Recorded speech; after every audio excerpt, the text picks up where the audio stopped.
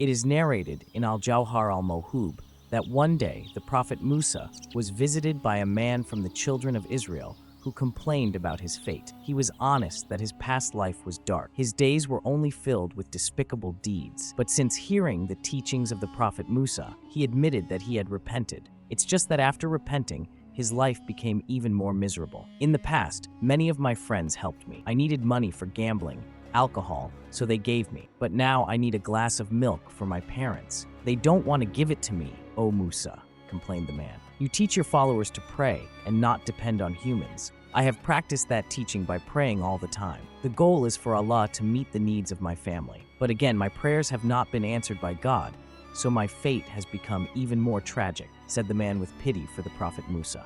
The Prophet Musa tried to comfort the man from the children of Israel. He asked, "What request do you make to God, my brother?"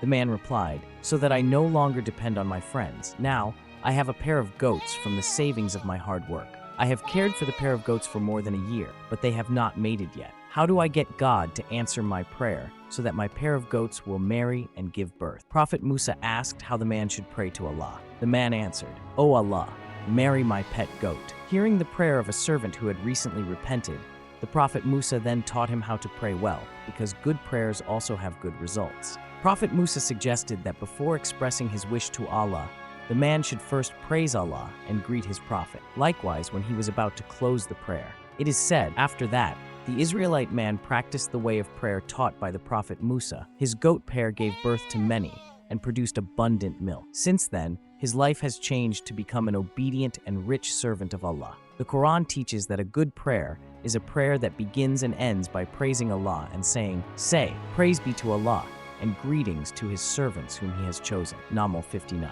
Don't forget, like, share, subscribe. Ask for a gain.